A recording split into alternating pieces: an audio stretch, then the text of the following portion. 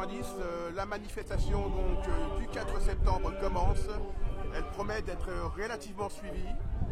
Hein, les gens arrivent peu à peu, si on se parle donc des droits de l'homme à Saint-Denis. Voilà, peu à peu les gens arrivent. La police est en nombre aujourd'hui, bien évidemment.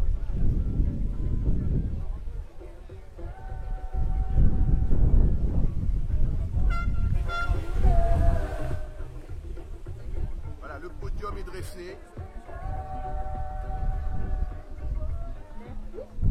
Donc, comment s'est passée cette rentrée? Comme vous le savez, les élèves ont commencé à recevoir leur première dose de ce que l'on a appelé vaccination. Et les résultats, en tout cas de ce que je vois, moi je dis ce que je vois, d'accord? Dans l'établissement où je travaille, sur l'autorisation des parents, bien sûr, hein, ça se fait sur autorisation des parents et sur base du volontariat, parce que rien n'est obligatoire pour l'instant, en tout cas dans l'éducation nationale, hein, ni pour les enseignants pour l'instant, au moment où je parle, ni pour les enfants. Mais des parents ont signé l'autorisation et il faut aussi dire que les chefs d'établissement ont transmis l'information en faisant, bien évidemment, comme on le fait en ce moment dans les médias, la promotion du vaccin. Donc j'ai des élèves, certains parmi eux, pas tous, qui sont allés faire leur vaccin. Je ne travaillais pas le jour où ils y ont été. Le lendemain, quand j'ai récupéré mes classes, les élèves m'ont dit que, j'ai remarqué qu'il y avait des absents, donc les élèves m'ont dit que leurs camarades ne se sentaient pas bien après l'injection. Et nous avons une élève qui est venue en cours, donc moins de 24 heures après l'injection, hein, ça c'était jeudi, ils sont allés jeudi, et vendredi, donc quand j'ai travaillé avec eux, une élève a fait un malaise au collège où je travaille. Alors évidemment le lien n'a pas été fait, les parents ont été contactés, hein, bien évidemment la prise en charge a été faite, je n'ai pas plus de nouvelles, ce sont mes élèves qui me l'ont dit. Au niveau de la hiérarchie de l'établissement, les collègues avec qui je travaille, certains n'étaient même pas au courant que des gamins allaient au lycée pour se faire injecter. L'information n'est pas passée avec nous. Donc moi aujourd'hui, ce que je suis venue dire, il y a deux choses.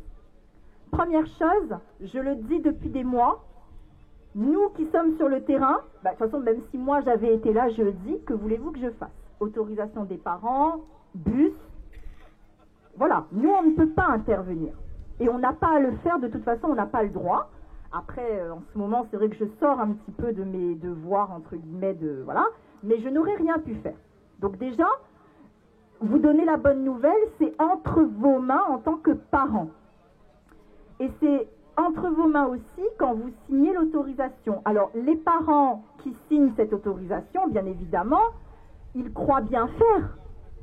Et nous, moi, ce que j'aimerais dire, comme je l'ai dit à Saint-Pierre, c'est qu'on va arrêter de jeter la pierre aux personnes qui vont vers cette injection. Je ne sais pas, moi j'ai jamais été dans cet état d'esprit et j'ai pas envie d'y basculer. Les parents qui ont signé, c'est pas de leur faute. Par contre, ce qui serait souhaitable, c'est que ces parents, lorsqu'ils voient que leurs enfants ne vont pas bien, ou eux-mêmes après l'injection, et là je m'adresse à tout le monde, hein, adultes, enfants, peu importe. Cessez de vous sentir coupable. Enfin, vous vous sentez coupable ou peut-être un peu honteux, peut-être que vous avez peur, ça c'est un fait. L'image qu'on donne des mouvements que l'on fait, c'est pour ça que ce matin ou cet après-midi, j'avais plus trop envie de marcher. Bon, déjà j'ai un peu mal aux genoux, c'est un fait, mais j'avais plus trop envie de marcher parce que les gens ne comprennent pas. Et l'image qu'on donne de nous, c'est qu'on est des anti-vax. Mais grand Dieu, j'ai mon carnet vaccinal rempli. Je ne suis pas une anti quoi que ce soit, je déteste les étiquettes déjà. Moi, ce que je fais, je regarde le réel, pas les écrans, j'aime pas les écrans. Et je dis, j'ouvre ma bouche et je demande, c'est un appel, c'est le dernier appel d'ailleurs que je ferai et je ferai tout le temps cet appel. Je demande aux personnes qui ont vécu l'expérience de l'injection Covid-19, je ne l'ai pas vécue. Je demande à ces personnes de passer outre leur peur et de venir avec nous, parce que nous avons besoin de leur témoignage. Moi, je pourrais rapporter, moi ou Philippe, on pourra rapporter autant que l'on veut, ça n'aura jamais le même impact que si les personnes concernées s'expriment.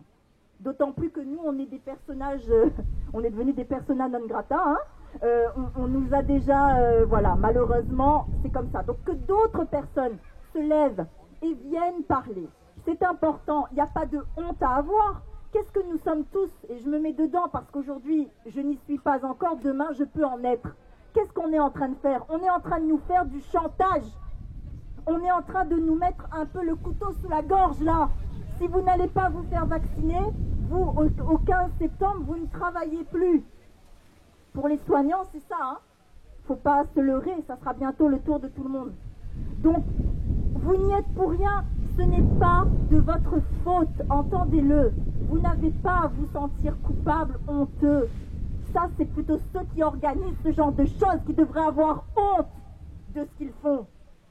Donc, nous, on est là sans jugement. On ne jette pas la pierre, mais on a besoin de votre aide, de vos témoignages. Pour sauver les enfants, parce que ça aussi, je tiens à le dire, je me fais ici leur porte-parole. Les élèves que j'enseigne ont peur. Ils sont terrorisés, ils n'ont pas peur de ne pas avoir leur brevet. Tous les ans, je leur demande en début d'année, comment vous sentez-vous à l'aube de cette nouvelle rentrée scolaire, année scolaire?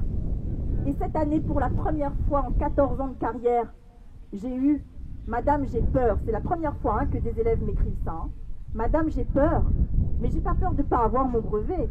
J'ai peur d'être vaccinée. » Et quand vous avez ça, vous vous dites « Arrive, ça n'a pas arrivé. Là, il faut bouger. » Si vous voulez faire comme vous l'avez fait avec M. de Chazourne et m'interroger, interrogez-moi. Si la prison nous guette, allons-y donc. Mais avant, j'ouvrirai ma bouche autant que possible. Parce que ce qui est en train de se passer est inacceptable. Et ce n'est pas Philippe de Chazourne ni Nelcy Guérin qui l'inventent. Ce sont des faits. N'en déplaise à ceux qui ne veulent pas voir. Enlevez-vous les bouchons de vos yeux et de vos oreilles. Regardez, on est en train de faire du mal à certains corps. Hein. Je ne dis pas que tous les enfants sont revenus mal. Non. Mais il y en a qui sont mal. Et c'est pas parce que moi j'ai bien vécu mon injection que je ne dois pas voir mon camarade à côté de qui le corps est dégradé. Parce qu'aujourd'hui, c'est ce qu'on nous dit, hein. Un vaccin pour tous. Les gars, on n'a pas le même corps. Donc voilà, témoignez, témoignez. C'est ça que je voulais vous dire. La République, c'est la tolérance. C'est accepter que l'autre soit différent. Et qu'est-ce qu'on a fait? On a bourré le crâne de croyances qui vont dans le sens inverse. On a dit aux gens, vous êtes tous dangereux. Vous avez tous un virus dans votre corps. Et comment de monde qui connaît que ça, moi, il y en a dans mon corps? Soyez lucides, logiques. Vous l'êtes puisque vous êtes là. C'est pas pour vous que je parle. Je sais qu'il y a des caméras qui filment là. Ben, filme bien seulement. Parce que vous, je sais, mais il y en a 2, 3, n'y connaît pas, hein, que ça se filme. Hein. Mais voilà, entendez-le. Et autant que possible, je serai avec vous. Monsieur de Chazourne aussi, je pense qu'il est bien dans son engagement. Hein. Tu es bien, Philippe? Jusqu'au 15, nous sommes bien. Après, donc voilà, on est là avec vous. Moi, je vais rester sur le terrain. Si vous avez des questions, je vais rester là. Je ne vais pas trop bouger aujourd'hui. Voilà. Merci pour votre écoute. Merci beaucoup, Nelcy. J'en profite pour remercier les masques blancs, parce que Nelcy faisait partie des masques blancs qui sont là-bas. Merci aux motards qui nous accompagnent. Ils vont nous accompagner un petit bout de chemin.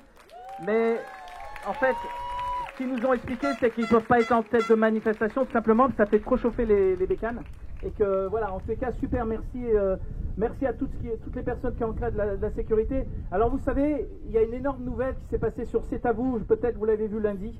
Et quand Patrick Cohen, quand même, qui n'était pas vraiment notre premier soutien, dit devant Véran que la vaccination, ça rend contagieux, ça marche pas, etc., et que c'est un espèce de camouflé, ça y est, les mainstream ont pris le pouvoir, ont commencé à comprendre. Donc surtout, Pas de violence. On va y arriver sans aucune. Et comme on va l'entendre un peu sur le parcours de HK, pas de haine, rien avec la violence. Il faut vraiment qu'on tienne. On a tous envie, mais surtout ne faites pas. Et je crois que tout se passe bien, tout va bien se passer, tout s'est toujours bien passé. Et il n'y a plus que quelques semaines à attendre. Et je pense que le pouvoir ne pourra plus obliger ces soignants qui, le 15, je vous rappelle que ceux qui ne sont pas vaccinés ferment leur consultation. Donc, un petit mot sur ce qui va se passer là. On va partir dans 2 minutes. Juste une petite annonce, la semaine prochaine, il y aura une manif collective à Saint-Paul de 10h à midi, avec aussi la possibilité de pique-niquer pour ceux qui veulent rester en zone libre, parce qu'il y a des zones libres, hein, vous savez. Donc voilà, et maintenant on y va, et puis à tout à l'heure.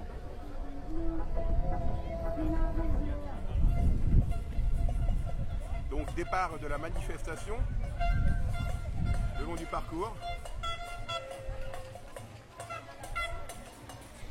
Retour d'ici une petite heure.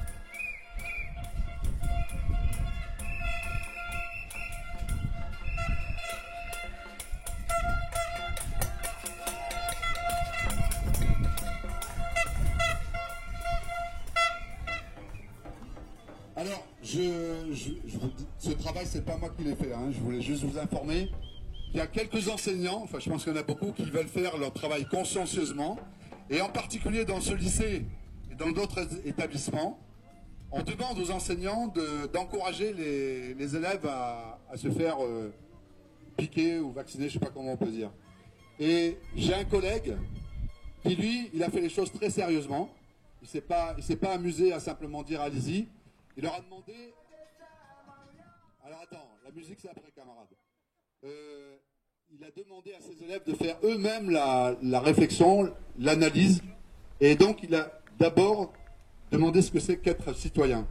Et il leur a dit que se préparer à sa vie de citoyen dans un état de droit, c'est être capable de jugement, d'esprit critique, et cela suppose notamment de savoir construire son opinion personnelle et pouvoir la remettre en question, mais aussi de savoir distinguer un argument rationnel d'un argument d'autorité. Bon, enfin, je ne vais pas rentrer en détail, je ne vais pas faire un cours de français, surtout que je suis nul. Et pour exercer sa liberté, il faut être informé. Quand vous êtes dans l'ignorance, vous appliquez bêtement les choses et vous n'avez pas de recul. Donc lui, ce qu'il leur a demandé, c'est d'abord de faire un travail, dans un premier temps, de réflexion entre eux. Ils ont fait des petits groupes et ils ont échangé leurs connaissances. Voilà, ce qu'ils savaient, les bons, les pas bons, enfin peu importe.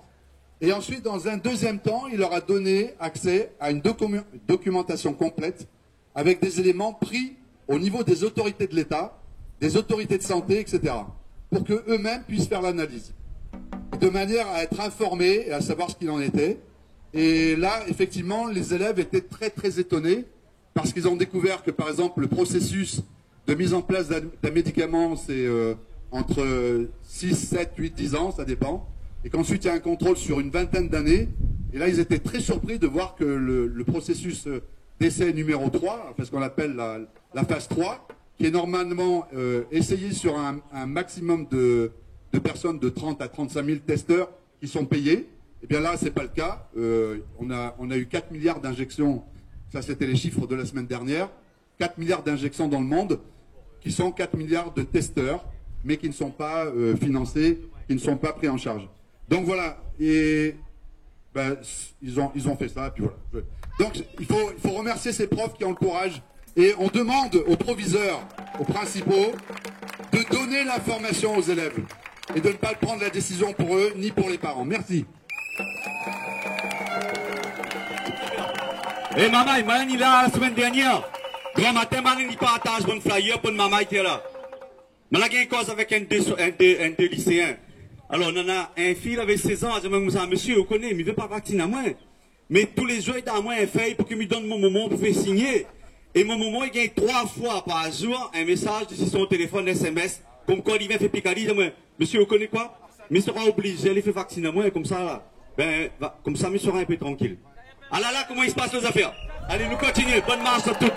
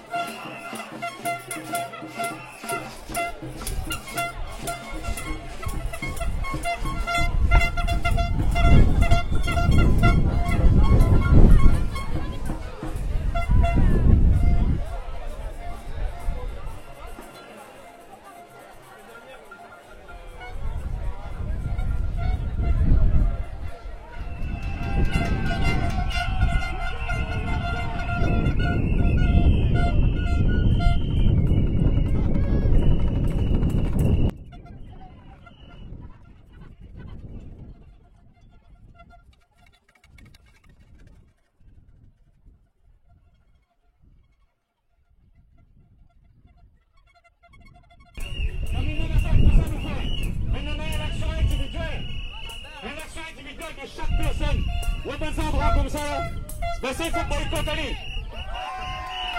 Même ça, parce qu'il y en a devant. Nous sommes les résistants du 974. Ouais, 974. Ouais, 974. Ouais, 974. Ouais, 974. Ouais, maintenant vous êtes.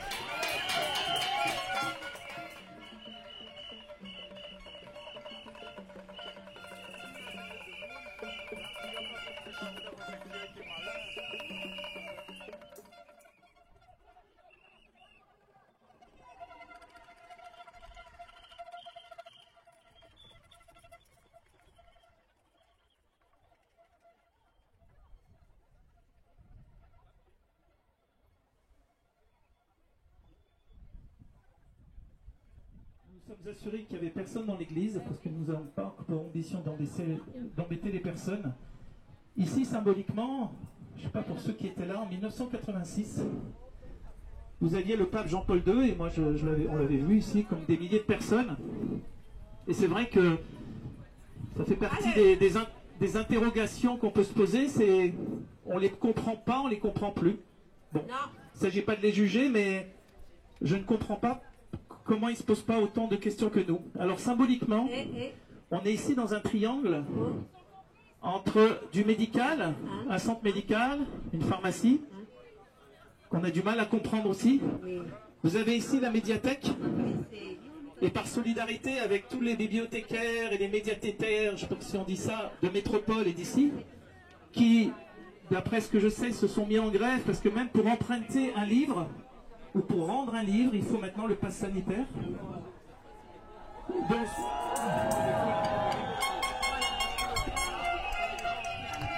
et ce que je vous propose, et avant il y aura un tout petit texte que lira notre ami Jacques, c'est que nous allons faire un hommage à 3 groupes de personnes.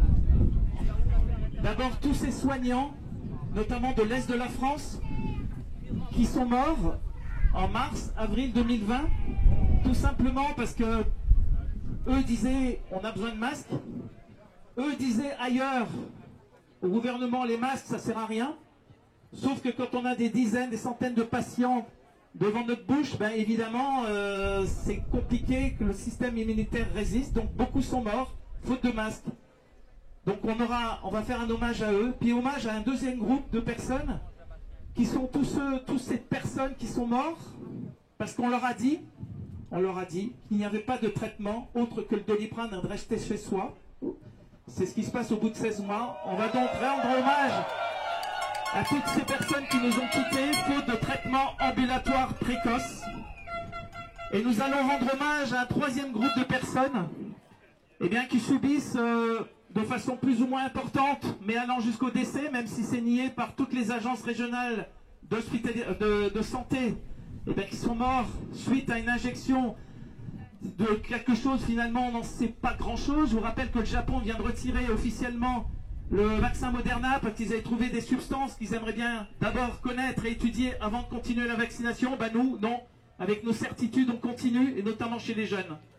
Et avant de faire cette minute de silence, une minute de silence, c'est court et c'est long, surtout quand on est des centaines de personnes, mais s'il vous plaît, je pense que ça serait bien de la respecter. Et avant de commencer, donc un petit mot de Jacques. Voilà, je pense que nous avons tous des amis, des membres de familles proches ou même de vos propres familles qui ont subi les conséquences de la maladie. Cette maladie qui n'a pas été prise en charge normalement.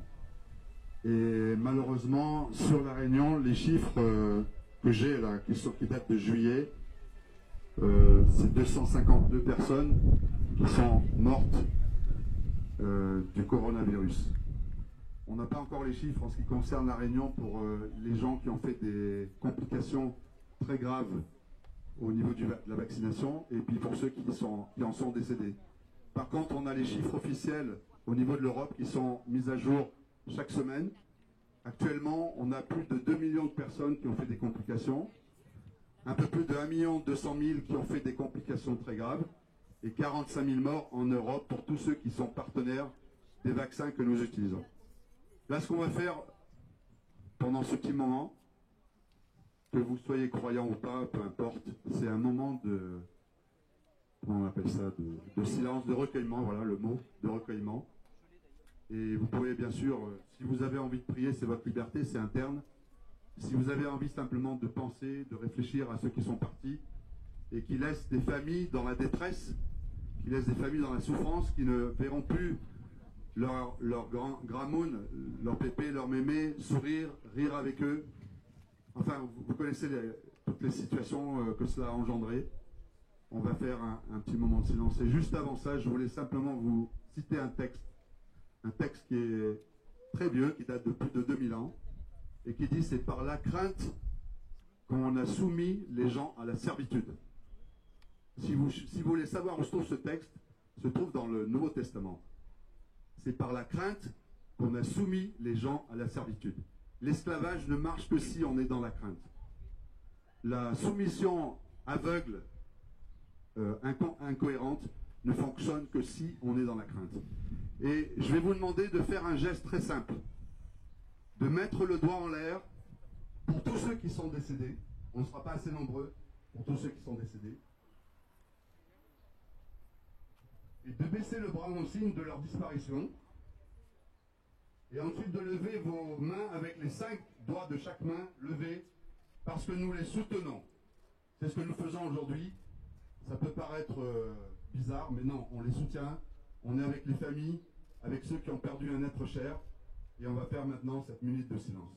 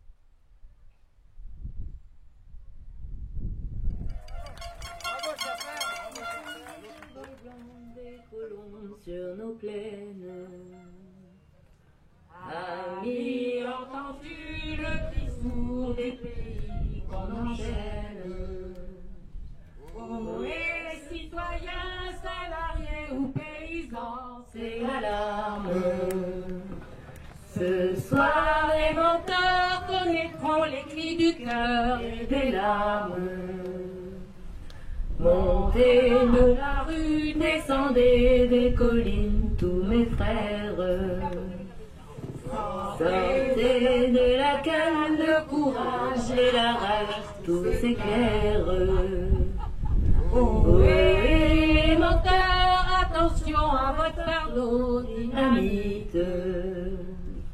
Oh, et résistants, combattants et militants, venez vite. C'est nous qui brisons le barreau des prisons pour nos frères.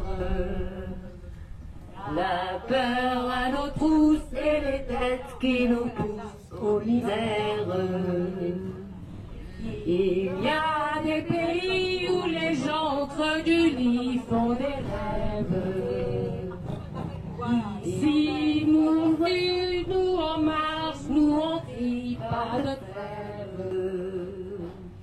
Ici, chacun sait ce qu'il veut, ce qu'il fait quand il passe. Ami, si tu tombes, un ami sort de l'ombre à ta place. Demain, de l'espoir séchera au grand soleil sur nos routes. Sifflez, compagnons, dans la nuit, la liberté nous écoute. Ami, entends-tu le cri sourd du pays qu'on enchaîne? À vous! Ami, entends-tu le cri sourd des colons sur nos plaines?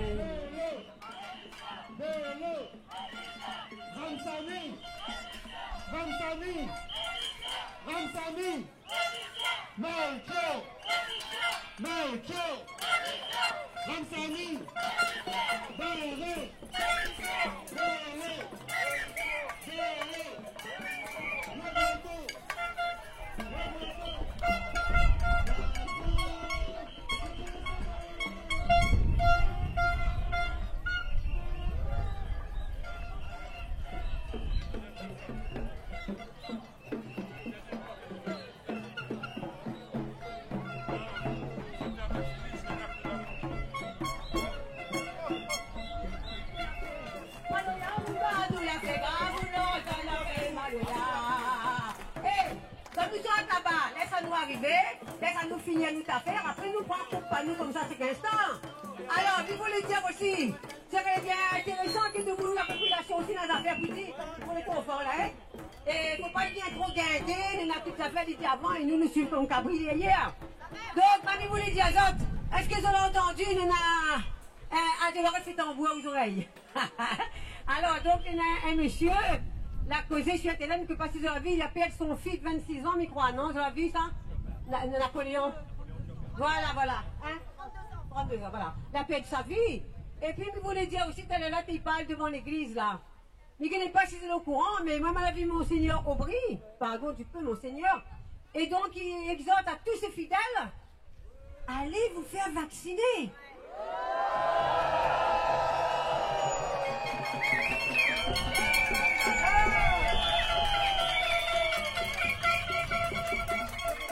Hey.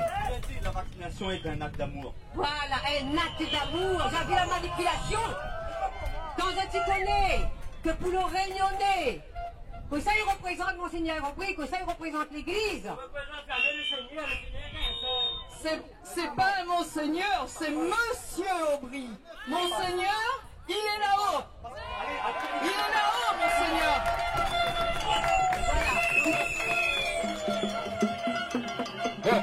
Nous sommes pas perdre pour le temps, mais il y a un monsieur là, il a une affaire pour nous dessus le milieu enseignant à l'université.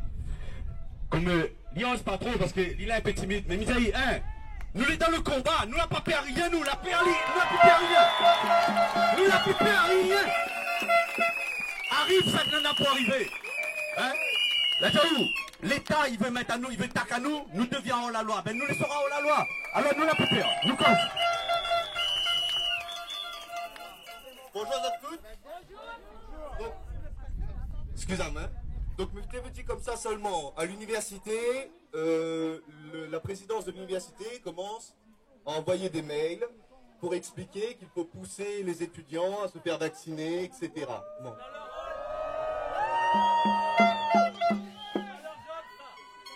J'enseigne là-bas, et de mon humble point de vue, mon autorité, elle n'est pas là pour pousser mes étudiants à un acte dont on n'a aucune preuve de l'efficacité, de l'intérêt pour eux. J'ai notamment pas envie de pousser mes étudiants à faire un acte, encore une fois, sur lequel il n'y a pas de responsabilité, il n'y a pas de responsable derrière. Hein. Donc c'est compliqué. Et j'avais déjà émis l'idée, et je pense que c'est important de le faire, d'apporter une sorte de contre-pouvoir à l'information dans les alentours de l'université. Et je pense qu'il pourrait être bien de faire une campagne de com autour des entrées de l'université, pas pour dire aux gens de se vacciner ou pas de ne pas se vacciner, on le rappelle, mais de leur expliquer qu'il faut quand même y réfléchir. Et que se vacciner, c'est pas un acte qu'on accomplit pour aller boire un verre. On le fait parce qu'on veut se vacciner, on ne fait pas pour aller boire. Donc voilà, je réaimais l'idée d'aller un peu devant l'université en semaine pour essayer de sensibiliser les étudiants premièrement à nous rejoindre. Ils sont concernés, il y en a déjà, mais il n'y en a pas assez. Et puis pour leur donner un peu d'informations et qu'ils puissent décider par eux-mêmes. Pas à cause de moi ou pas à cause du président ou pas à cause de... par eux-mêmes.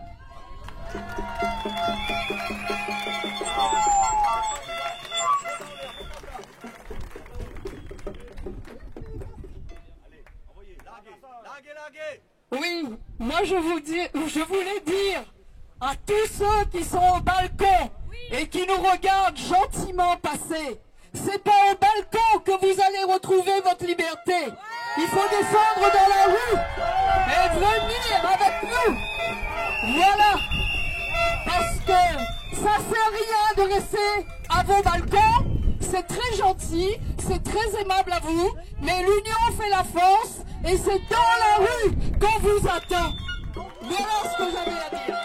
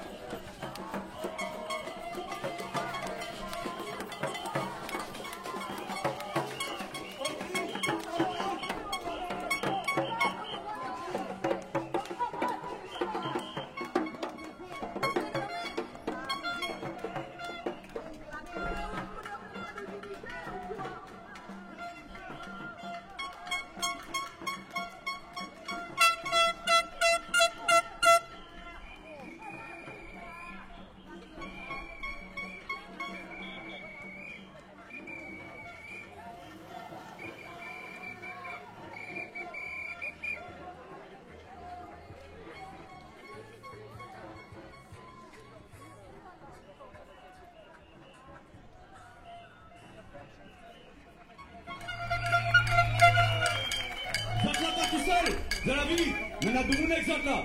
C'est un bon alpha. Eh, Baneke, pour que les autres ils ont la bataille toute sa vie pour nous sauver à nous. Aujourd'hui, nous serons là pour eux. Alors, si ça a besoin là, lève la main, nous les là. Lève la main, nous les là.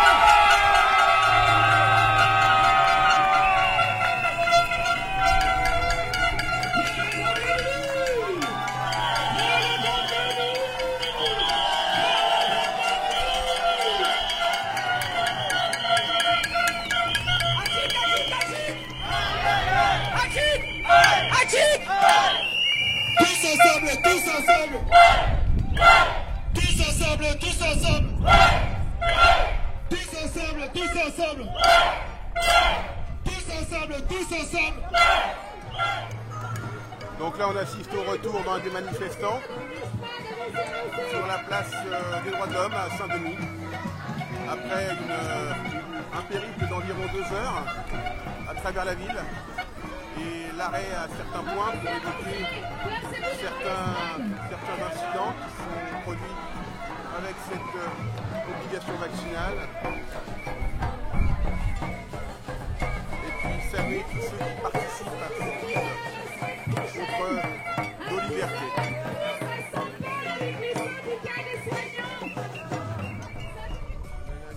Alors, pour ceux qui ont besoin, il y a des stands juridiques qui sont là sur ma gauche.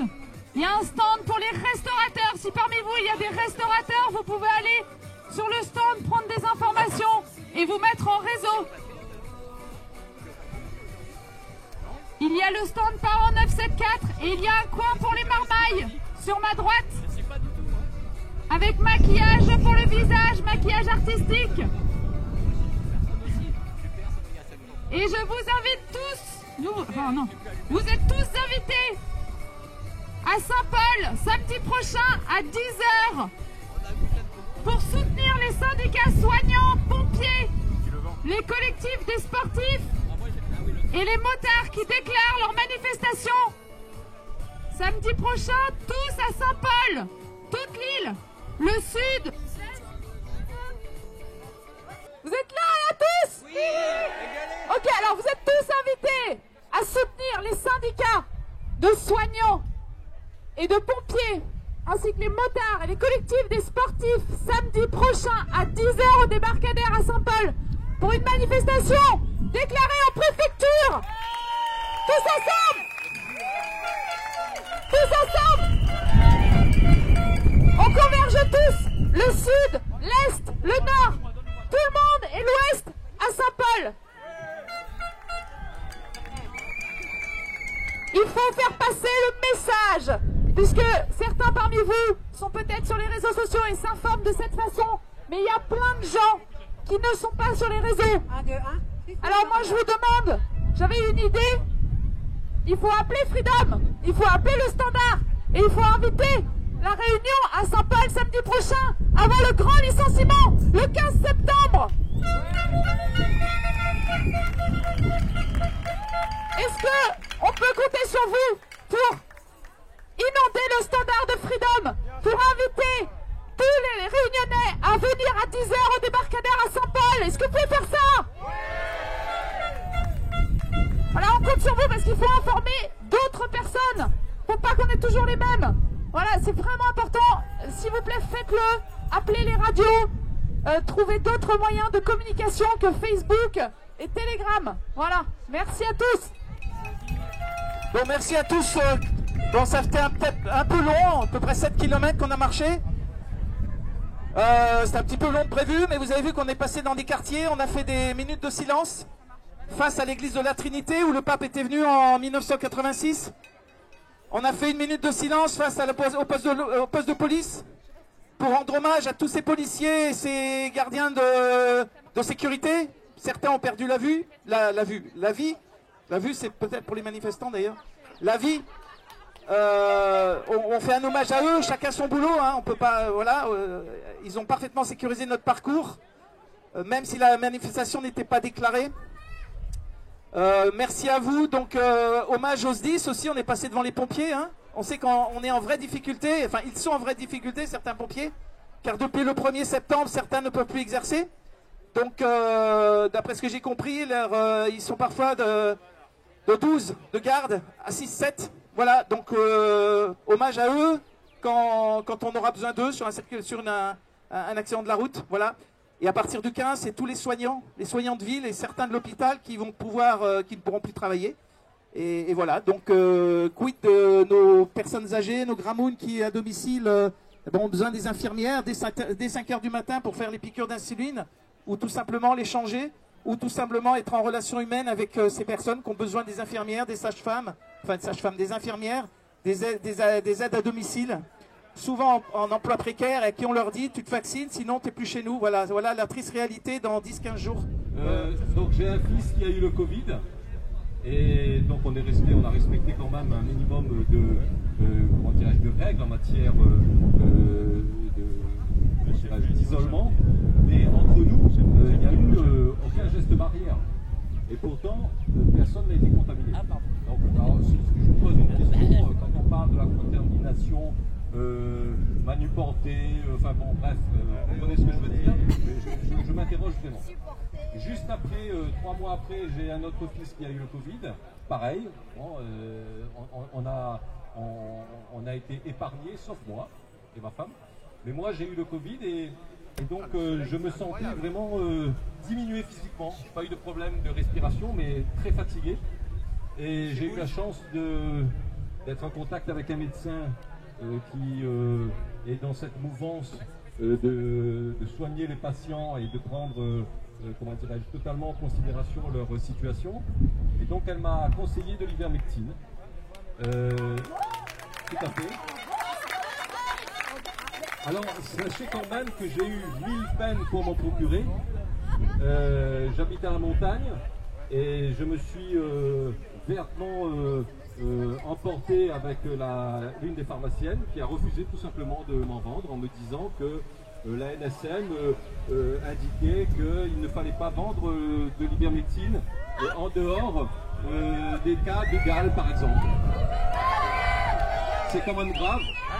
C'est d'autant plus grave que c'est grâce, je pense, à la prise de cette molécule que j'ai pu retrouver une vraie vitalité, quoi. Et elle disait, ce médecin, que l'ivermectine, probablement également l'hydroxychloroquine, parce que certains connaissent le colonel Alexandre Juvin, qui lui aussi a été contaminé par le Covid. Et pareil, on lui a dit prenez un Doliprane, vitamine C, évidemment ça passait pas. On lui a prescrit de l'hydroxychloroquine et immédiatement il a retrouvé la santé. Donc voilà, ce sont des témoignages qui sont assez révélateurs dans le scandale sanitaire qui existe aujourd'hui. Alors je voudrais avoir une pensée particulière pour tous nos frères de Guadeloupe et de Martinique, dont le système de santé est catastrophique. Et en plus, plus grave, c'est que le gouvernement a décidé de bloquer tous les stocks d'ivermectine et d'hydroxychloroquine. Donc on est en train de les laisser mourir. C'est scandaleux, voilà, c'est vraiment scandaleux et je crois que notre mouvement, même si aujourd'hui on est un petit peu moins nombreux, il faut à tout prix le maintenir parce que la vérité sortira, le mensonge cessera et j'en suis convaincu. Alors merci à tous d'être présents.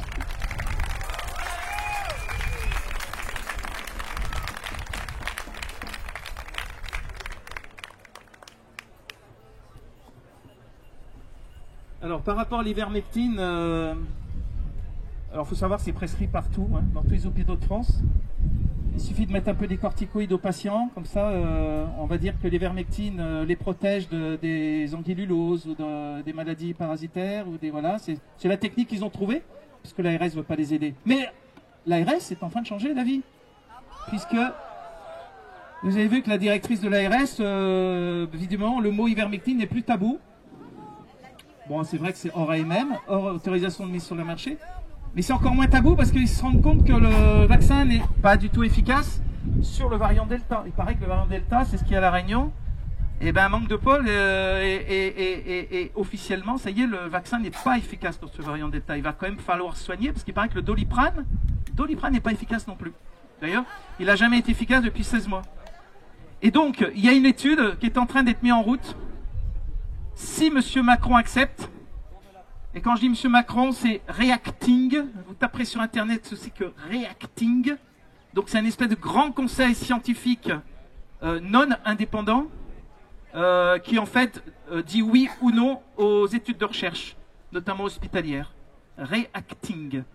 Et les gens qui décident, ce sont quasiment les mêmes que le conseil scientifique non indépendant, gouvernemental. Donc cette étude qui vise tout simplement à essayer un certain nombre de molécules, dont ivermectine, hydroxy, un antibiotique qui n'est pas l'antistromycine mais qui est un macrolide, donc du même genre, la metformine que certains connaissent pour le diabète, un anticoagulant. Voilà, donc c'est une espèce de cocktail. L'idée c'est de montrer que y a des choses qui marchent, mais au moins qu'on aura tenté de le faire. Vous le répétez à personne. Non, je rigole pas. Nous avons vu, monsieur le directeur de la veille sanitaire, je crois en avril 2021. Allons faire une étude randomisée double aveugle Doliprane, ivermectine. Non, je peux pas. Pourquoi? Parce que, c'est vrai que c'est une bonne idée, mais il faut demander à monsieur le préfet. Allons demander à monsieur le préfet. Non, il peut pas. Pourquoi? Parce que on voudra pas qu'il fasse. Pourquoi? Parce que là-haut, ils ont dit de pas faire. Pourquoi? Pourquoi? Tout simplement parce qu'en octobre, vous allez voir les anticorps monoclonaux qui vont vous dire que c'est la panacée pour soigner les Covid, et notamment les Covid graves. Voilà ce qui va se passer au mois d'octobre. Voilà. Donc tout ça pour vous dire qu'à La Réunion, on devrait être pilote, au même titre qu'on l'a été, qu'on a voulu l'être en 2006 pour le chikungunya, avec cette fois-ci une étude chloroquine, c'est-à-dire d'ivaquine, versus rien du tout, grâce aux hôpitaux de Marseille, qui n'est pas l'IHU, l'hôpital Tenon de Paris et l'école de santé publique de Rennes. Voilà ce qu'on a fait ici en 2006. Étude randomisée double aveugle, sauf que le temps des dossiers administratifs, au bout de 2-3 mois, il n'y a plus de cas. Voilà ce qui va se passer. Peut-être, c'est que le jour où on aura décidé de faire une étude, et ben voilà, ce sera de l'histoire ancienne. Sauf que dans cette histoire ancienne, hommage à nos disparus, auxquels on a fait hommage donc devant l'église et devant Malartic tout à l'heure. S'il y en a qui veulent prendre le micro, donc des enseignants, des restaurateurs, des artistes. Moi, pas grand-chose pour dire. Juste pour dire ça même. Le taux d'incidence, La Réunion, les moins de 200, les 173, une affaire comme ça. Et notre gouverneur, le week-end, il enferme à nous notre case. Mais comment il fait aider? Comment nous laisse ça? 21h, restez chez vous. Alors, allez regarder un peu sur mon site en métropole là-bas. Vous allez voir que le taux d'incidence, par exemple, en Haute-Garonne, est presque 500 000 habitants. À nous, les moins de 200. Mais tous les 15 jours, il râle à nous encore. Il râle à nous. Reste de case. Jusqu'à quand ça nous laisse, ça lui fait ça?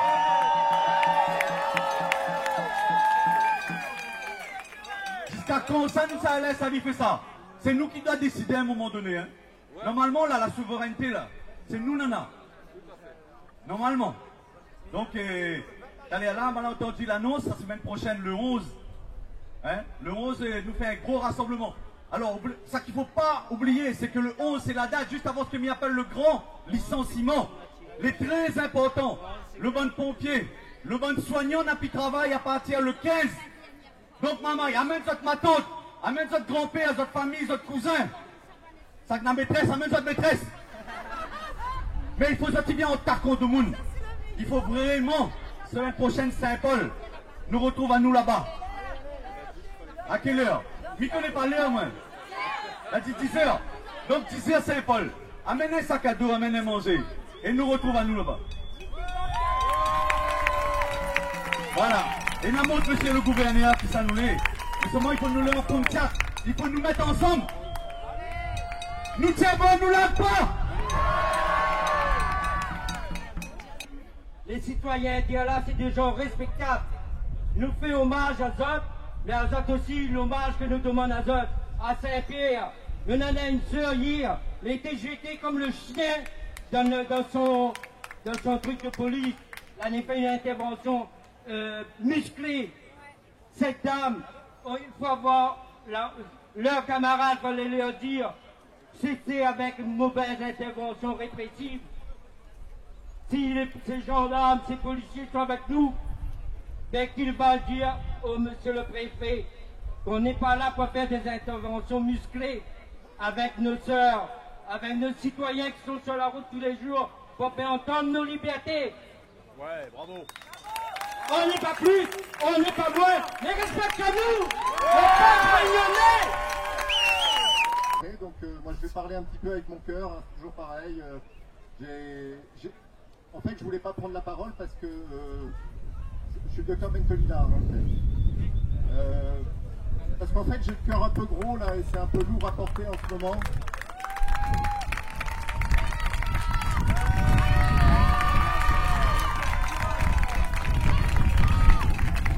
Alors, le 15 septembre, et on est tous un peu dans... Enfin, tous ceux qui ne sont pas encore vaccinés, on est tous un peu dans l'expectative. Qu'est-ce qui va se passer? On va probablement devoir arrêter de travailler. c'est compliqué pour tout le monde et il n'y a pas de solution globale en fait. On s'aperçoit qu'il n'y a pas de solution juridique évidente, il n'y a pas de solution. Chacun doit trouver son chemin en fait, chacun son karma, chacun sa vie dans cette histoire et en même temps on est tous ensemble. En même temps on est tous dans la même galère, on est tous dans ce truc un peu délirant et délirant un peu sur un mode paranoïaque, c'est-à-dire qu'on devient nous, les non-vaccinés, les persécuteurs désignés de eux, la doxa, le gouvernement, les vaccinés, enfin tout ce qu'on veut, vous voyez cette histoire un peu dingue, un peu cauchemardesque. Et en fait, moi plus je réfléchis, plus j'arrive pas à comprendre en fait ce qui se passe et j'en veux toujours un petit peu à mes collègues et néanmoins amis médecins qui se mobilisent pas. Il y a une espèce de ventre mou terrible de gens qui n'en pensent pas moins mais qui disent rien. Il y a, comme nous, ceux qui essayent un peu de mobiliser, et de l'autre côté, il y a ceux qui croient vraiment que le vaccin va sauver le monde et va sauver leur vie. Je ne sais pas si vous voyez ce qui se passe actuellement en Israël. Est-ce que vous avez entendu ce qui se passe actuellement en Israël? C'est absolument dramatique. C'est absolument dramatique. C'est le pays quasiment le plus infecté. C'est le pays où il y a une recrudescence de cas, mais complètement délirante. Et pourtant, ils sont sacrément vaccinés. Et maintenant, ils sont même en train de dire que finalement, les doubles vaccinés sont plus vaccinés. Il faudra être triple vacciné pour être compté dans les vaccinés. C'est-à-dire, vous voyez un peu le mélange qu'ils vont faire pour dire finalement, il n'y a que les triples vaccinés. Enfin bon, on va s'y perdre complètement, on va encore perdre notre latin, on va encore devenir dingue en fait. Voilà. Et toute cette histoire, on devient de plus en plus dingue. Mais quand je discute avec mes collègues, ils me disent, mais tout ce que tu dis, les instances ne le disent pas. Et les instances, est-ce que vous vous êtes déjà posé la question de qui sont les instances? Si on reprend la dégringolade ou la cascade des instances, c'est quoi? La première, c'est l'OMS. L'OMS, c'est l'Organisation mondiale de la santé. C'est en fait un consortium international, ok, mais qui est phagocyté maintenant par le privé, et en particulier par la fondation Bill et Melinda Gates, et ça c'est pas complotiste, c'est un fait, qui participent au budget de l'OMS à hauteur de 219 millions de dollars à travers la fondation, à travers le Gavi, à travers le Rotary International. Tout ça est détenu par Gates et qui alimente cette organisation internationale qu'il a quasiment, je dis quasiment parce qu'il faut mettre les... voilà, mais quasiment racheté. Donc l'OMS maintenant est une organisation un peu privée. Et pour vous donner un exemple, pour sortir complètement du Covid, il y a une plante qui est très connue qui s'appelle l'Artemisia annua. L'Artemisia annua, c'est certainement actuellement le meilleur traitement pour le paludisme. Cette plante est miraculeuse, un équivalent d'ivermectine entre guillemets. Mais cette plante, l'Artemisia annua, traite le palu, mais vraiment de manière radicale. Croyez-vous que l'OMS l'ait reconnue? Non. L'Artemisia annua, non. C'est une tisane, on ne sait pas combien il y a dedans, on n'arrive pas à en tirer un principe actif. Non, on ne l'a pas reconnu. Vous voyez, l'OMS, c'est ça, quoi. En fait, ça défend, encore une fois, les gros labos, ça défend Big Pharma, ça défend l'oligarchie et le fric. Ensuite, vous avez quoi en dessous? Vous avez l'EMA, l'Agence médicale européenne, l'Agence européenne du médicament. L'EMA, c'est quoi? C'est le scandale du Remdesivir. Je vous rappelle rapidement le Remdesivir. C'était soi-disant ce qui allait nous sauver du Covid. C'était le médicament miracle, le Remdesivir. Mais en fait, le Remdesivir, l'EMA, enfin l'Europe en a acheté pour 1,4 milliard. 1,4 milliard. Le lendemain, le Remdesivir était reconnu comme inactif dans le Covid et surtout néphrotoxique et toxique tout court. Donc voilà, on s'est retrouvé avec un stock d'1,4 milliard de Remdesivir et puis rien à foutre, voilà, rien à foutre de ça. Donc, l'EMA, pareil, même combat. En dessous, vous avez quoi? La NSM, tout ça, ce sont nos instances. Hein. La NSM, l'ancienne APSAP, c'est le scandale du Mediator, bien connu. Pendant un certain temps, on a utilisé Mediator, on savait que c'était toxique. Ils n'ont rien fait. Ils ont été condamnés, l'APSAP. Qu'est-ce qu'ils ont fait? Ils ont changé de nom, ils s'appellent maintenant la NSM. Mais c'est les mêmes gens conflictés, c'est les mêmes gens avec des conflits d'intérêts, avec des gros labos qui financent, et on a toute une cascade d'instances qui sont en fait pas fiables. On ne peut pas les croire, c'est ça le problème. Et maintenant, ils nous disent, ah ben non, l'ivermectine. Non, non, l'ivermectine, c'est intéressant, mais il faudrait d'autres études pour être sûr que ça marche. Ok, faisons-les. Ah non, non, non, nous, on n'est pas là pour faire les études. On confie ça au labo. Mais il n'y a aucun labo qui veut faire ces études. En fait, le gouvernement bienveillant devrait prendre en charge ces études et les faire lui-même. Mais personne ne les fera. Et elles sont beaucoup trop chères pour les faire. Donc pour l'instant, on reste dans un statu quo qui permet de dire l'ivermectine, ça a l'air pas mal, mais on ne peut pas l'utiliser. C'est dommage. Je ne dis pas encore une fois que c'est ce qui va nous sauver. Je dis que c'est un truc intéressant et je dis qu'il faut l'essayer. Voilà, c'est tout ce que je dis. Et quand je dis ça, je me mets en danger. Vous vous rendez compte? En France, en 2021, de dire essayons un médicament actif, c'est se mettre en danger. Mais on est dans un pays de dingue et le cauchemar continue. C'est du délire, c'est vraiment délirant. Et je finirai juste avec la vaccination des enfants, parce que ça aussi j'y pense beaucoup et j'arrive pas à comprendre. Je n'arrive pas à comprendre. Le problème de la vaccination des enfants, c'est quand même super simple. On a une population qui risque rien. Ça, c'est un fait. C'est un fait on peut pas, un fait irréfragable, comme ils disent dans le juridique. C'est un fait qu'on ne peut pas. Voilà. Les enfants de 0 à 19 ne risquent rien. On va leur mettre un vaccin. Le vaccin, on peut discuter des chiffres. Est-ce qu'on risque beaucoup, un peu à la folie, pas du tout passionnément? Peu importe, on risque quelque chose avec le vaccin. C'est un médicament et comme tout médicament, il a des effets secondaires. C'est comme ça, c'est la base de la médecine. Donc on est en train de dire que une population qui risque rien, on va lui faire un traitement où il risque X. Ne discutons même pas sur X, mais il risque quelque chose. Mais comment on peut justifier ça? Je n'arrive pas à comprendre d'un point de vue scientifique. Démontrez-moi que ça vaut le coup. Et alors à ce moment-là, moi je serai le premier à vacciner les enfants. Mais il faut qu'on me démontre, médicalement, scientifiquement, il faut qu'on me démontre dans des publications que c'est efficace.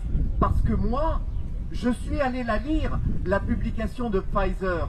La publication de Pfizer qui dit qui a autorisé finalement la mise sur le marché du vaccin pour les 12-17. Il faut la lire, cette étude. C'est sidérant. En fait, c'est sidérant.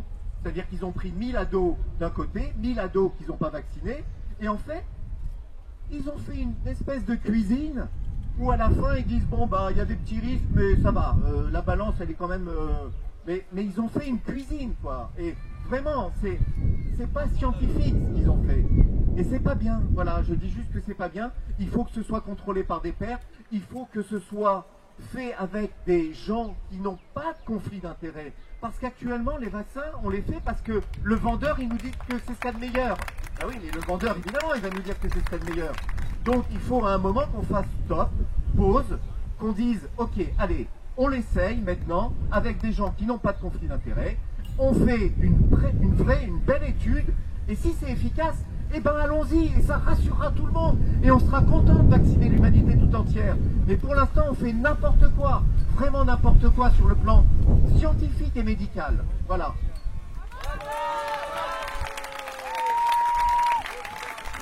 Merci Vincent. Vous voyez, on est combien de médecins à oser prendre le micro? Bon, c'est vrai, quand on ose, ça permet de faire une petite visite à Mamatic pour 3h30.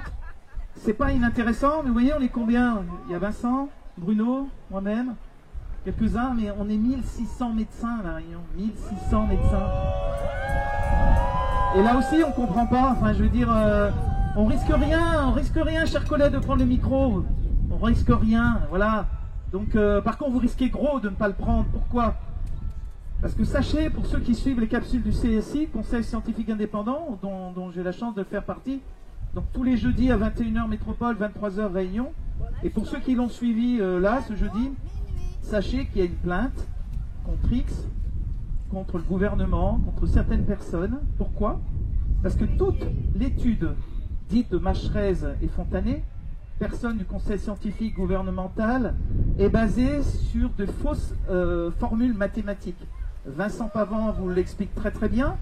Ça veut dire que tout ce qui a été exposé aux sénateurs, aux députés, pour faire voter cette loi exécrable du pass sanitaire, est fondé sur quelque chose de faux. Voilà. Donc ça veut dire que Vincent Pavant et un avocat dont je ne me rappelle plus le nom, non, c'est pas Guyon, viennent de porter plainte contre X pour usage de faux. Donc c'est quelque chose de gravissime. Et c'est là où il faut tenir. Parce que, je le répète, mais pour ceux qui ont vu, qui n'ont pas vu, c'est à vous, c'est un truc de France 5. Et pour que Patrick Cohen, qui est quand même pas notre plus grand admirateur, je dois dire, pour que Patrick Cohen dise face à M. Véran, le vaccin ne marchera pas. Pourquoi? Parce qu'il ne marche pas contre le variant Delta. Et M. Véran n'a rien dit. Il dit, mais qu'est-ce qu'il nous dit là, M. Patrick, France Inter, France Télévisions? Eh bien, simplement, il a peut-être compris. Et si possible, M. Michel Simès, qui lui aussi n'est pas notre plus grand admirateur, revenez avec nous. C'est pas grave que vous soyez trompés. Le plus grave, c'est de ne pas l'admettre ou l'admettre trop tard. Messieurs les censeurs, messieurs ceux qui passent sans arrêt sur les mainstreams, s'il vous plaît. Madame la directrice de l'ARS, on peut... Non, on peut se tromper. Mais une fois que vous avez une information, vous avez cette information, et donc vous faites un choix. Choisissez de partir, madame, choisissez l'autre camp. Et tant pis, si vous perdez peut-être un plan de carrière, si vous perdez quelques indemnités, mais vous aurez un miroir sans coût, sans prix. Monsieur le préfet, c'est la même chose. Qui sera le premier préfet en France? Le premier préfet en France à dire non. Et tant pis pour votre plan de carrière, c'est trop grave ce qui se passe. Monsieur le préfet, on voit bien que les manifestations... Hommage quand même à Patricia, on va pas dire son nom, à Patricia hier, qui a quand même été embarquée de façon un peu rigide, un peu violente quand même. Soutien à elle. Mais globalement, nos manifestations se passent bien quand même. Donc, monsieur le préfet, s'il vous plaît, soyez peut-être le premier préfet de la Réunion qui dit non à votre hiérarchie. Monsieur le directeur de la veille sanitaire, on sait très bien, de façon indirecte, que vous ne pensez pas très loin de nous. Ayez le courage de rayer votre plan de carrière aussi. Monsieur le directeur du CME, de la CME, responsable de la gynéco-obstétrique du CHU Nord, comité médical d'établissement, probablement vous savez que quand vous dites que vaccinons les femmes enceintes dès le premier jour, c'est contraire à l'éthique, c'est contraire à l'observationnel, c'est contraire à tout entendement. Revenez avec nous, nous sommes d'accord pour travailler avec vous. Nous ne vous jugerons pas. D'autres jugeront peut-être. Mais en tous les cas, on est à la réunion des forces vives et travaillons ensemble. Pour revenir sur ce que tu disais, Vincent, l'ivermectine, sachez que ça semble marcher très bien contre la dengue aussi. La dengue qui nécessite des fois des hospitalisations en réanimation parce que le taux de plaquettes qui fait saigner quand il n'y en a pas suffisamment. Vous savez combien ça coûte une nuit en réanimation au CHU là? Combien ça coûte? 6 000 €. 6 000 € versus quelques comprimés d'ivermectine qui coûtent 6 € la boîte, 10 € la boîte. Mais réfléchissez. Monsieur le directeur de la Caisse Générale de Sécurité Sociale, vous qui organisez le tracing pour faire de la délation, et qui va organiser ce qu'on appelle la vaccination en anneau. C'est-à-dire que si vous êtes positif, eh bien on va vous prendre manu militari, vous vacciner de force. C'est ce qu'ils ont essayé à Bordeaux il y a 2 mois. C'est marqué tout ça, on n'invente rien, c'est la vaccination en anneau. Qui c'est qui va l'organiser? L'ARS avec la CGSS. Donc voilà, on peut se tromper, mais le pire c'est de savoir qu'on s'est trompé et de ne pas l'avouer. Merci. Des misérables qui peuvent aller jusqu'au décès, et on en connaît. Et quand un journaliste de quotidien, oula, j'ai dit, je voulais pas le dire en plus, mais c'est comme ça, parce que après 4 heures d'interview, je ne pensais pas que ce qu'il dirait serait pas vraiment gentil, en remettant en cause ce que j'avais dit. Et pour lequel, je l'ai dit à son confrère tout à l'heure, que nous allons avoir un droit de recours, parce qu'il y a des choses qu'on ne dit pas, Quand on le dit, il faut être sûr. Et quand on dit de Chazourne, il est inconnu à la Haute Autorité de Santé, eh bien ça y est, c'est fait, de lundi ça part, et donc il y a tout le profil de carrière, et j'étais donc à la Haute Autorité de Santé de 2000 à 2010, c'est marqué sur l'IRCANTEC. Et ça demande un droit de réponse, parce que je sens que j'ai été décrédibilisé. On n'a pas le droit. On a le droit d'avoir une opinion. On n'a pas le droit de ne pas dire la vérité. Hein? Et ça, donc, ça va faire un droit de réponse que le quotidien a l'obligation de publier. Donc, il y a mon profil de carrière. Et puis, je rappelle à ce monsieur que, pour savoir si on fait partie d'une institution, eh ben, c'est pas forcément la standardiste qui va vous le répondre. Et puis que l'HAS, avant, ça s'appelait ANAS. Agence nationale d'accréditation et d'évaluation en santé, donc on se renseigne un tout petit peu. Ça veut dire que l'ensemble de l'article, je suis désolé, il y a plein de choses, même si vous avez enregistré pendant 4 heures, des choses peut-être que j'ai dit, mais dont l'interprétation n'a pas été la même sur le papier. Voilà, donc c'est dommage, et c'est ce que j'ai dit à la presse tout à l'heure, je crois qu'on ne parlera plus à la presse, sauf Vincent, si tu es d'accord, et Bruno Bourgeon, qui n'est pas là, mais qui en a avec notre cœur. Nous sommes d'accord pour un débat télévisé depuis 16 mois, face au président de l'ordre, face à la directrice de l'ARS, face au président du comité médical exécutif ou d'enseignement, non d'éducation, non d'établissement CME, de l'hôpital, face à face. Sauf qu'il y a un truc qu'on demande, le live, le direct. Parce que quand il n'y a pas de direct, ça coupe. Et on le voit bien avec les reportages qu'on en a interviewés, on prend ce qui ne gêne pas, ou alors ce qui met en difficulté la personne. Mais nous, on veut l'essentiel, on veut tout.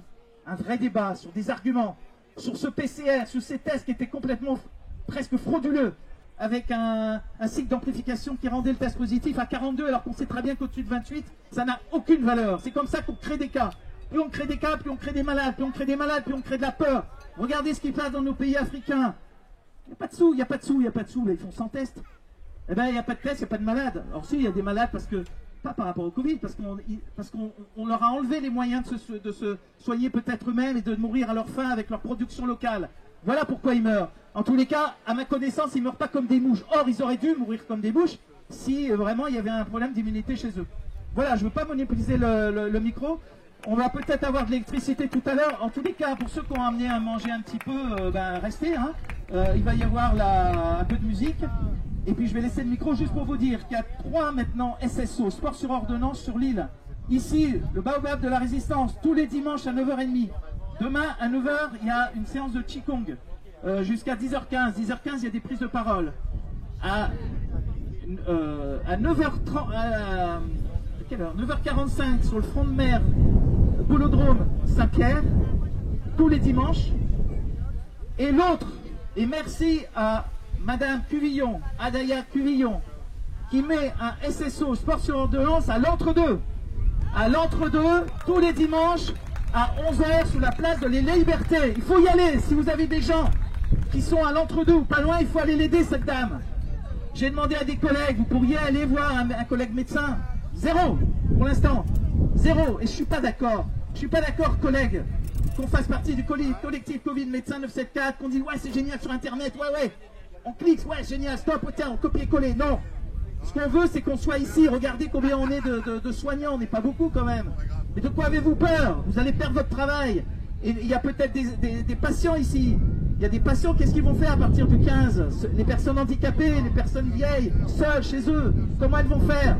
Vous savez, vous avez des soignants tellement extraordinaires, notamment les infirmières. Je suis sûr qu'elles iront peut-être même vous voir sans être payées. Vous vous rendez compte? Parce qu'un soignant, c'est ça, notamment les infirmières et les aides à domicile. Ils lâcheront jamais leurs patients. C'est la première fois que je prends la parole. Je voulais vous dire que tout d'abord, j'interviens en tant que citoyen. Comme vous tous, vous pouvez prendre le micro. Deuxièmement, je voudrais bien mettre au point une chose importante à mon sens. Une étiquette que nous colle sur le dos. Nous ne sommes pas des anti-vax. Je ne suis pas un anti-vax. Vous n'êtes pas un anti-vax. Arrêtez de nous traiter d'anti-vax. Nous sommes tous vaccinés. Nous avons tous été vaccinés. Seulement, ce n'est pas un vaccin qui nous est présenté. C'est une thérapie génique et cela est de notoriété publique. Ce n'est pas un fait, tout le monde le sait. Et cette thérapie génique n'offre pas toutes les garanties puisqu'elle est encore en phase 3 d'expérimentation. C'est du bon sens. C'est normal que nous ayons du doute. C'est normal que nous soyons craintifs. D'autant plus qu'en face, on n'a pas manqué d'être incohérent et de nous raconter une chose et son contraire. Cette chose étant établie, je voudrais aussi parler de cette manifestation, qui à mon sens était d'une des plus belles manifestations que nous avons faites depuis le début.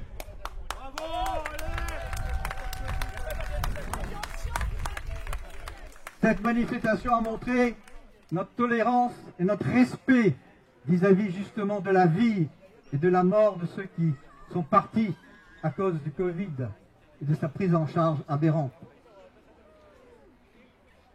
Ça a été très émouvant et personnellement, je pense que nous tous avons su faire passer un message très fort pour peu qu'il soit bien relayé. Les manifestations sont en effet indispensables puisque c'est notre seule façon de nous faire entendre, de communiquer. C'est la seule façon pour nous de manifester nos émotions, notre émoi devant ce qu'on nous fait vivre. Mais il faut savoir aussi que ces émotions qui nous envahissent, quelque part, sont voulues par les autorités. Est-ce que vous avez remarqué qu'à chaque fois qu'il y a dans la presse une information comme celle de Patrick Cohen ou d'Israël ou une autre information qui semblerait démontrer l'inefficacité du vaccin, aussitôt, on est aussitôt assailli par des menaces. En effet, ces menaces ne font qu'être amplifiées. Aujourd'hui, c'est une situation d'urgence qui a été largement bien décrite par les orateurs précédents. Cette situation d'urgence nécessite une mobilisation totale. Dimanche prochain à Saint-Paul.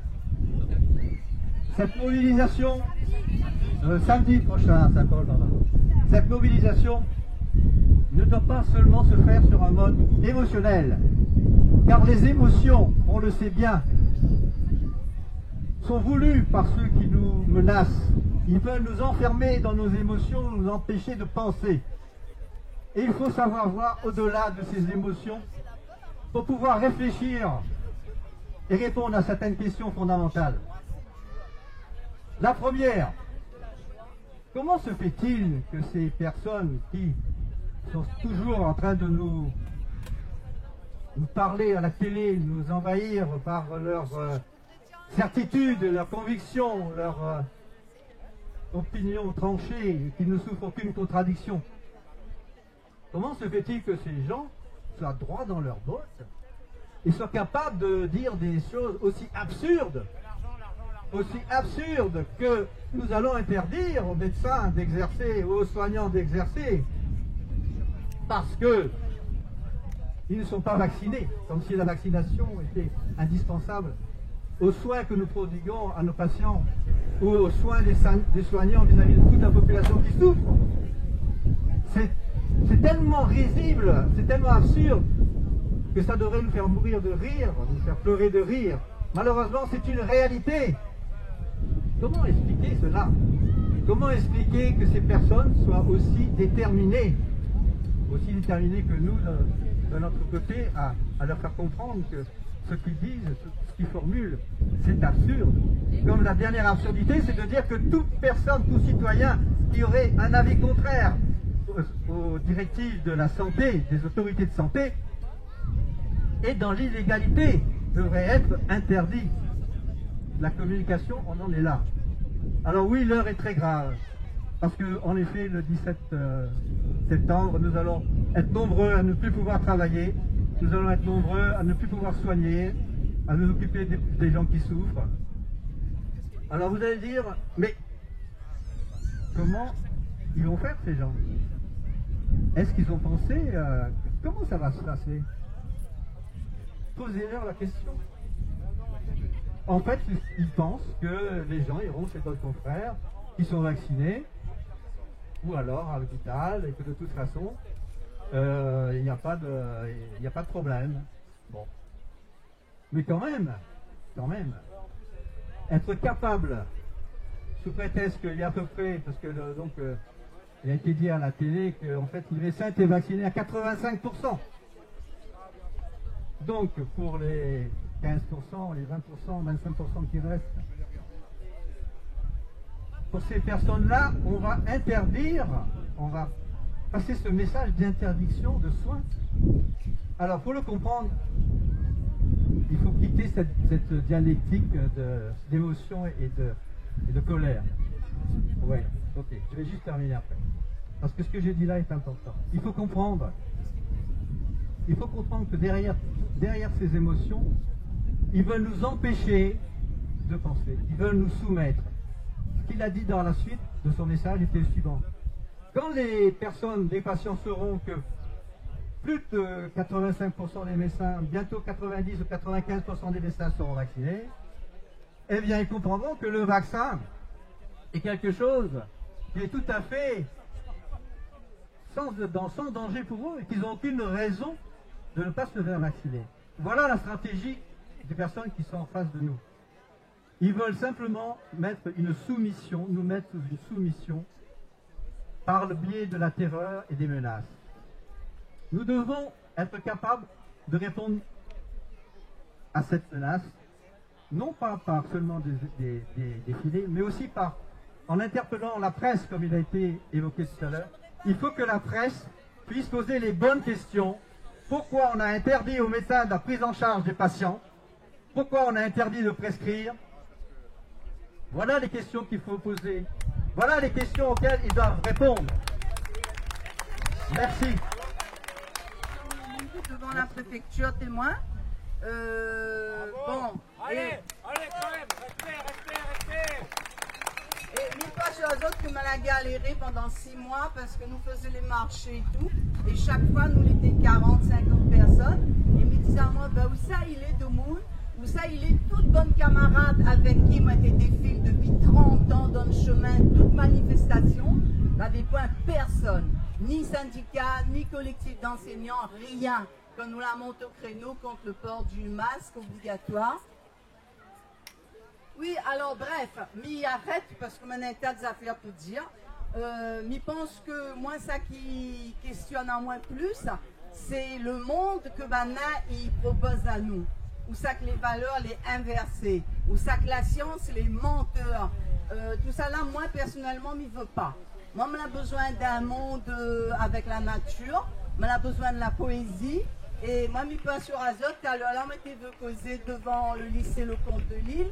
Parce que dans 18 mois, avant le confinement, on avait fait un grand spectacle sur des textes de Le Comte de Lille.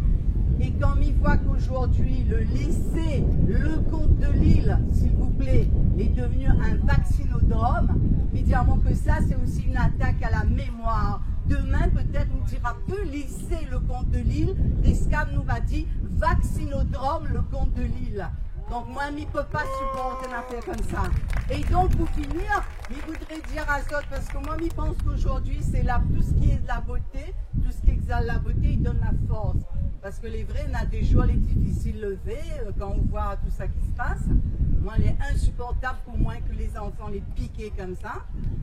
Donc, m'a dit à ça un extrait, j'espère m'arrive au bout, parce que fait 18 mois, je ne peux pas réciter, un extrait d'un poème de Le Comte de Lille.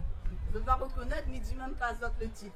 À la fin, ça qui connaît, il lève le doigt, il dit à moi le titre.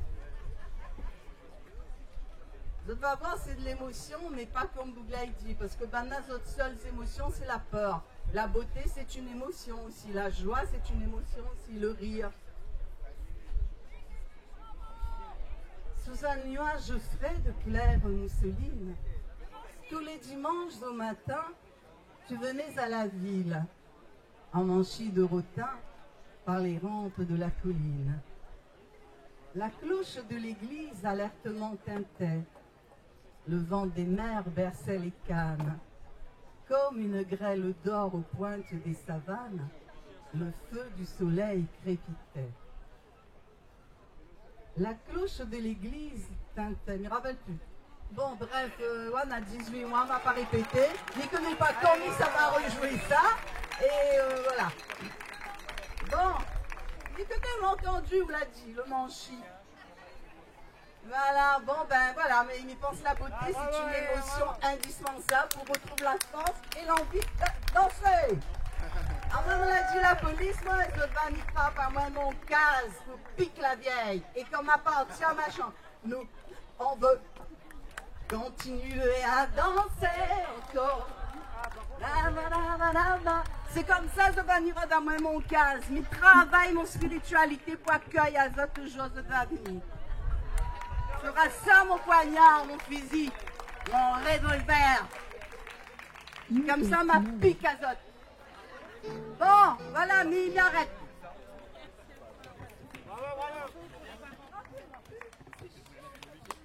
Merci Katie pour ta joie parce que justement, nous, alors avec Jenny, on est Parents 974, l'association Parents 974 Mobilisation, et ça fait des mois qu'on est sur le terrain et qu'on a toujours cette joie aussi de faire notre travail à notre façon et j'aime bien dire notre part du colibri, vous connaissez l'histoire.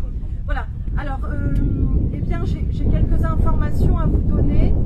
Alors vous avez entendu, les vaccinodromes ont commencé la semaine passée avec plusieurs centaines de lycéens et collégiens qui ont été injectés, dont les parents ont autorisé les injections.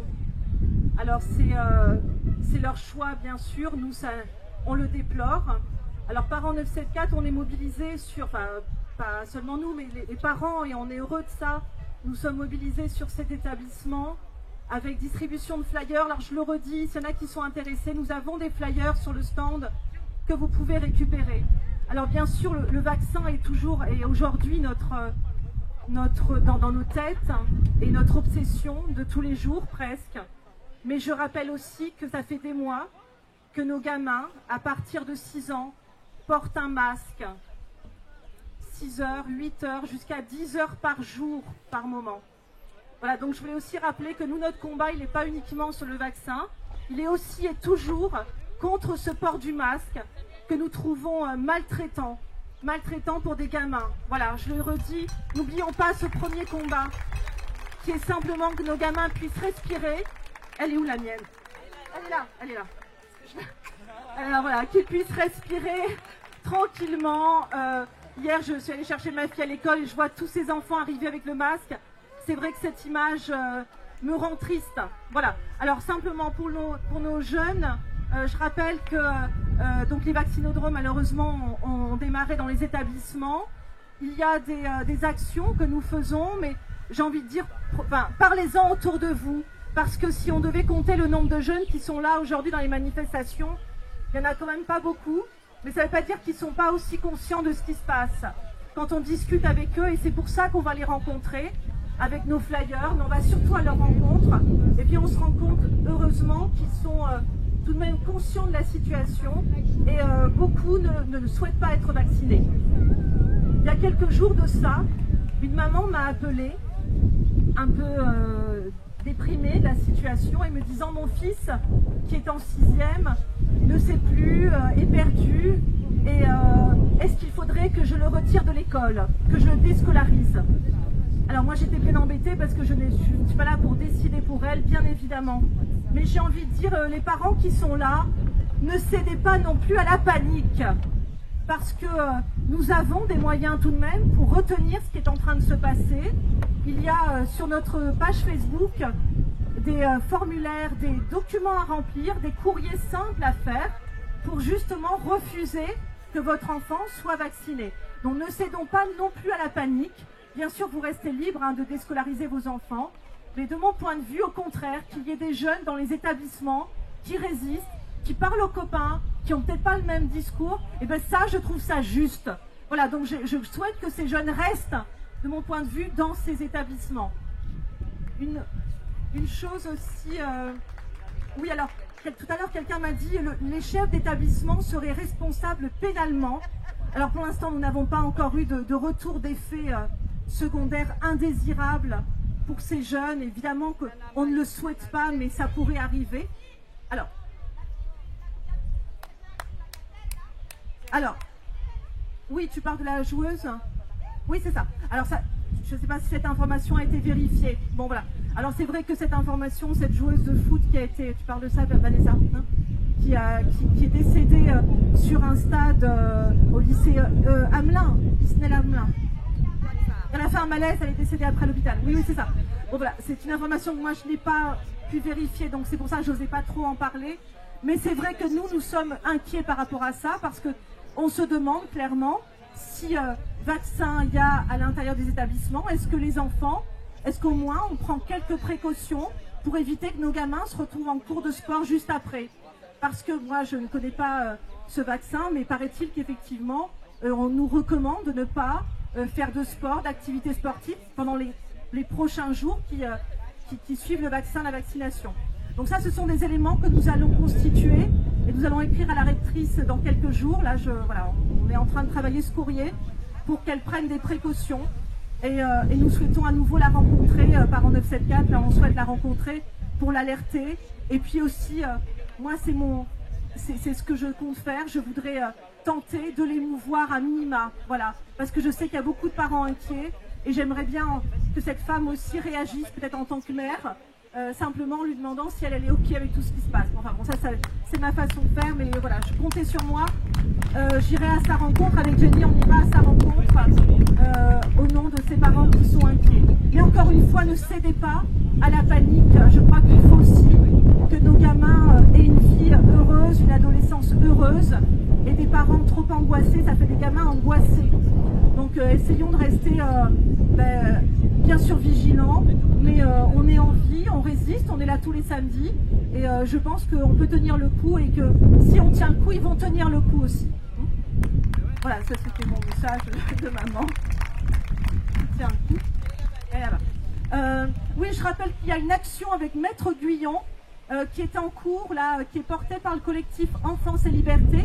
Et Maître Guyon et ce collectif souhaitent avoir des requérants. Alors les requérants, c'est une action qui est vraiment pour justement ces protocoles vaccinaux dans les établissements secondaires, dans lequel il y a notamment la lutte contre le fait qu'il n'y ait qu'un seul parent, qu'un seul avis qui compte. Hein, donc en cas de situation de séparation des parents, ça pose un problème. Donc Maître Guyon compte rétablir cette situation. Il souhaiterait rétablir à travers cette action plusieurs éléments aussi jugés discriminants, éviter que les enfants non vaccinés soient privés de sorties, par exemple de sorties scolaires. Tout ça, ce sont des éléments intéressants, c'est une belle action, ça vaut le coup de le soutenir. Donc nous, on va le relayer sur Parents 974. Donc si vous souhaitez participer à cette action, vous êtes les bienvenus, hein, ils ont besoin de requérants. Une dernière chose, après je passe la parole à Jenny. Il y a, alors comme on le disait, on les voit pas beaucoup ces jeunes, on les voit pas tant que ça dans les manifs. Alors je veux pas trop, là je sais pas trop s'il y en a encore, mais tout à l'heure il y avait quelques personnes qui étaient là et quelques jeunes. Alors on me disait il y a quelques jours justement, mais moi mes ados ils sont un peu en panique, qu'est-ce qu'on peut faire? Alors j'aurais dit ils ont qu'à venir aussi nous rencontrer, on est là. Alors on s'est dit que justement pour ces jeunes, on aimerait, alors nous on les pousse à ça, et on a prévu le 25 septembre, donc notez cette date, le 25 septembre, une action pour la jeunesse en danger, qui va être impulsée par les vieux comme nous, si j'ose dire, mais qui va être au fond bâtie, construite par des jeunes et pour des jeunes. Voilà, donc notez cette date, c'est le 25 septembre, c'est un samedi. Ça se passera sans doute devant la préfecture en partie. Il y a une très belle action qu'on est en train de préparer qui est née hier soir dans une réunion. Enfin, il y a quelques jours dans la tête de Philippe, de quelques personnes comme ça qui étaient sensibles à la cause des enfants. Et nous avons commencé à bâtir cette action hier soir. Donc le 25 septembre, une action choc, parce qu'on voudrait que ces jeunes s'expriment. Et on comptera sur vous, bien sûr, pour mobiliser vos enfants, vos jeunes autour de vous sur cette action du 25 septembre à la préfecture. Bien sûr, on communiquera dessus d'ici là. Voilà, comme ça, c'est déjà dans les têtes. Ok, je crois que j'ai dit ce que j'avais à dire. Merci en tout cas, c'est toujours une joie. Tout à l'heure, on avait de la musique, on a dansé, vous n'étiez pas là, vous étiez en train de marcher. Mais sachez qu'il y avait beaucoup de joie dans ce moment, de se retrouver. Et voilà, moi je suis toujours très émue et très heureuse de venir le samedi, nous rencontrer, créer du lien. Il ne faut pas qu'on lâche ça, qu'on soit moins nombreux, ben, peu importe. Même si on doit être les derniers, on sera toujours là. Voilà, on sera toujours là. Bonjour à tous, c'est les Jenny de Parents 974. Alors, du coup, pour compléter ce qu'a dit Christelle, vous savez qu'il y a eu les vaccinodromes. Le Comte de Lille, il y a eu une centaine de vaccinations le premier jour, 90 et quelques le deuxième jour. Et alors, sur le sud, les parents sont très mobilisés. Et il y a des groupes de parents qui vont devant les établissements tous les jours, qui étaient tous les jours cette semaine et la semaine dernière pour distribuer des flyers. C'est pour alerter du coup les élèves, donc que ce soit Roland-Garros ou tous les établissements autour. Et bien la bonne nouvelle, c'est que pendant ces 2 jours où il y a eu les vaccinations des enfants, le nombre de vaccinés a été décevant. C'est dommage. C'était ma petite parenthèse. Dommage. Alors, pour commencer, je voudrais dire un gros big up à Click à nous. Click à nous tout à l'heure, pendant que tout le monde est en train de marcher, a osé, je pense qu'elle a été fatiguée, la journaliste, elle avait envie de partir en week-end, elle a osé dire à 16h, les manifestants étaient de retour au théâtre Champfleury, alors j'étais là, mais vous n'étiez pas encore de retour, hein. Et puis à 17h, les manifestants commençaient à se disperser, ils étaient partis. 17h, alors que vous étiez rue Montion, en train de marcher jusqu'ici.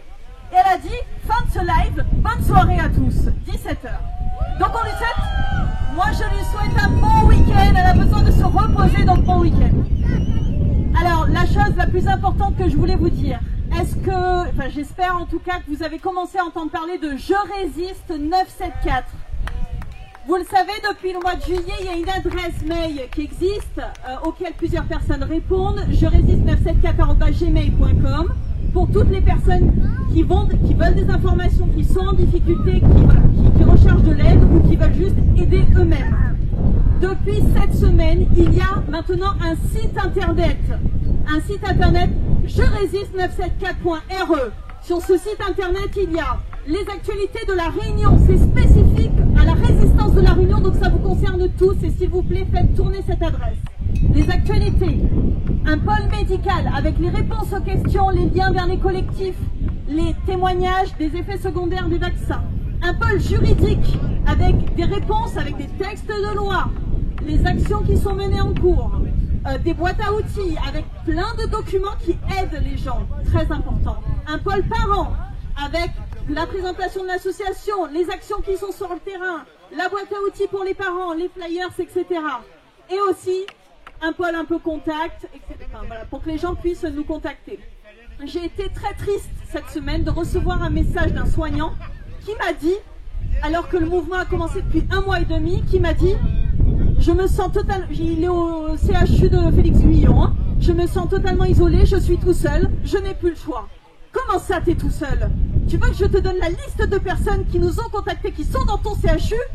Alors je l'ai mis en relation avec toutes ces personnes. Mais non, vous n'êtes pas tout seul.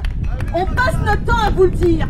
Maintenant, que ce soit pour les soignants, que ce soit pour les enseignants, pour les étudiants, pour les commerçants, pour les restaurateurs, mais s'il vous plaît, quand vous comprendrez, je m'adresse à la caméra parce que ça va plus s'adresser à eux, du coup c'est eux qui verront ça. Quand vous comprendrez que c'est ensemble que vous pourrez faire bouger les choses, quand vous comprendrez qu'on a besoin de vous, vous aurez gagné.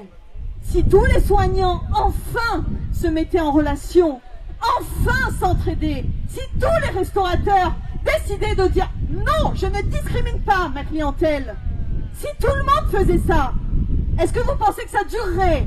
C'est pas pour rien que en Russie ça a duré 3 semaines l'histoire, 3 semaines en Russie.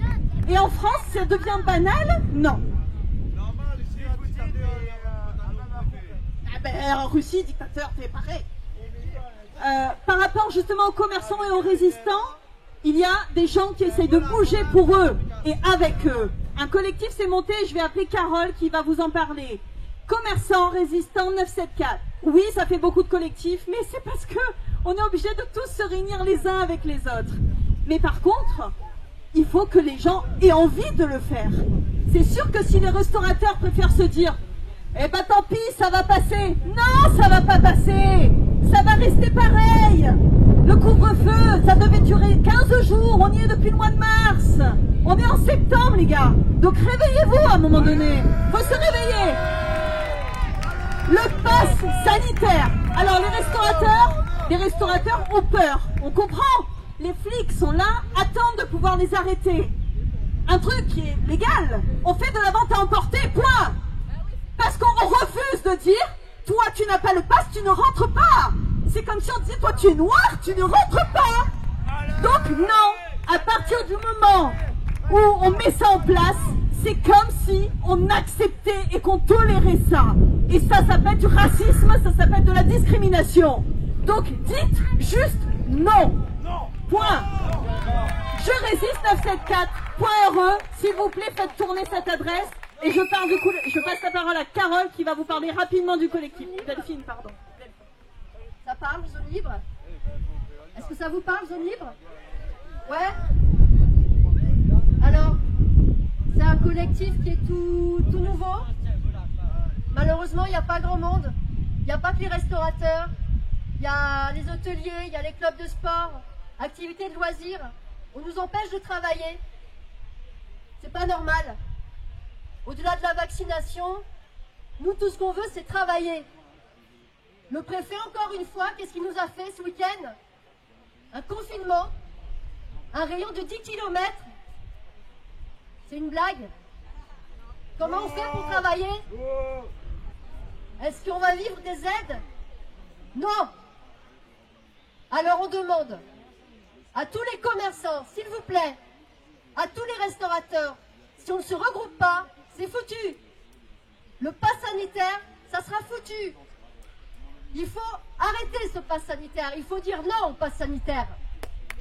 Refusez le pass sanitaire. Il faut arrêter de diviser les gens. Alors, tout ce qu'on demande, c'est de se regrouper. Rejoignez le collectif des commerçants, s'il vous plaît. Il y a des actions qui sont en cours. On a trouvé un avocat. Mais pour ça, il faut être nombreux. Donc, commerçants résistants 974 @gmail.com. Zone libre. Rejoignez-nous. Merci madame. Merci madame.